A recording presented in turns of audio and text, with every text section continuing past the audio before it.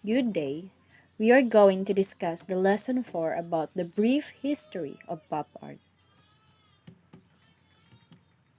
Objectives of the lesson. At the end of this lesson, you are expected to explain the evolution of pop art. Activity artwork analysis. Instruction. Look at the artwork below and describe what you see in 3 sentences. Again, look at the artwork below and describe what you see in 3 sentences. After you have done answering the activity, we are also going to answer the following questions. First, what truth does it reveal to you? What message does it communicate with its viewers? And what do you think this work of art expresses beauty? So we will go into discuss deeper about the history of pop art. So we all know that we don't know what is pop art actually, but we can see it in the magazine, in the internet, or even in the out of town. Pop art was the art of popular culture. The visual art movement characterized a sense of optimism during the post-war consumer boom of the 1950s and 1960s. It coincided with the globalization of pop music and the youth culture. So we all know who is Elvis Presley and the Beatles. They are known as a singers during I think 1970s actually, and they personified the pop music and youth culture. Pop art was brash, young, and fun, hostile to the artistic establishment. It is similar to Dada due to its utilization of fan objects and images. Andrew Warhol was born in 1928 in Pittsburgh, Pennsylvania, to Julia and Andre Warhol. Both of his parents are immigrant. He has 2 siblings, and Andy was moody, prone to panic attacks, and rather shy. Andrew discovered his talent after he was sick, and then he got bored. Then he started to draw in his room while laying in bed. After that, he decided to go to fine arts at Carnegie Institute University. After he graduated, Andy's friend Philip Pearlstein convinced him to move to New York. And on his second day to New York, he snagged a commission for Glamour magazine. And when the director asked him, "Can you draw?" Andy replied, "Yes, I can draw anything." And I really, really like his response. And that was also during that time that Andre dropped of the letter A of his given last name of Warhola when an article illustrated made a typo and dropped it, and Andy liked it, so he went with it. And quickly he became one of the most sought after commercial artists in New York, with magazines such as Glamour, Vogue, and Vanity. And that's why Andy Warhol became famous.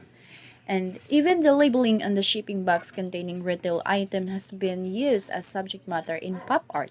For example, in Warhol's Campbell's tomato juice box in 1964 of his Brillo soap box sculptures. And Andy Warhol was one of the best known artists because of the Campbell's tomato soup in 1964. Andy Warhol's images of Mick Jagger, Marilyn Monroe, and Campbell soup cans, to name but a few, have become household images reprinted onto t-shirts, posters, mags, and recognized by people across the globe. Pop art movement came out of London before it burst onto the art scene in America. American artist Andy Warhol became synonymous with the movement known as pop art. Richard Hamilton and Eduardo Palazzi, the founding members of Independent Group, an artistic and literary collective that met regularly at ICA in London between 1952 and 1955, that were the forerunners to British pop art and the transatlantic pop art movement. Richard Hamilton is often cited as the founder British pop art. Others consider the conversation between Hamilton and Palazzi to have kick-started the transatlantic art movement now known as pop art. Picasso had done something similar 40 years previously when he collaged real world printed images into his still life works when he was considering if his work was becoming too abstract. Around 1995, two remarkable artists emerged who would lay the foundation of a bridge between abstract expressionism and pop art. And they were Jasper Johns and Robert Rauschenberg, the forerunners of American pop art. If there are artists in other countries, especially in America, we have also here in the Philippines. The sample of Philippine pop art is by the artist of Jui Alastre. A Filipino artist, designer, and a poet has created a very colorful illustrations of famous people.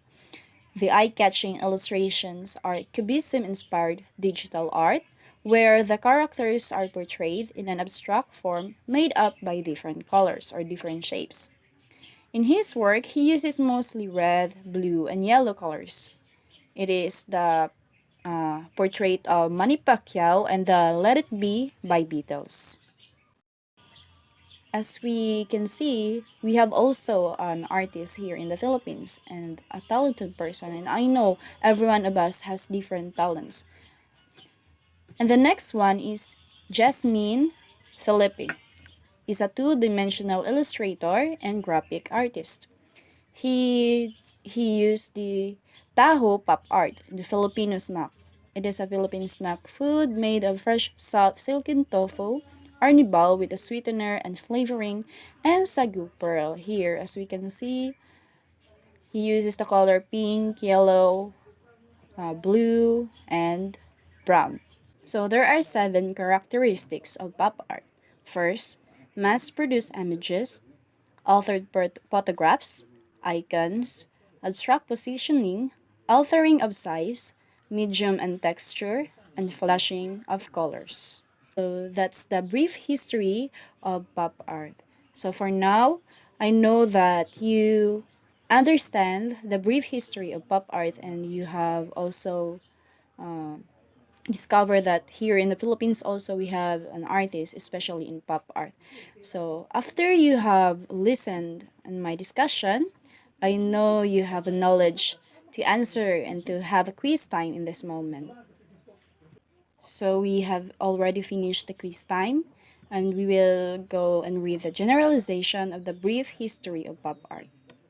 Pop art refers to art of popular culture, and it was the visual art movement that characterized a sense of optimism during the post-war consumer boom of the 1950s and 1960s. It coincided with the globalization of pop music and youth culture personified by Elvis and the Beatles. Pop art characterized a sense of optimism during the post-war consumer boom of the 1950s and 1960s. So that is our discussion for today, and I hope that you have learned a lot of the brief history of pop art lesson 4. Thank you and mabuhay.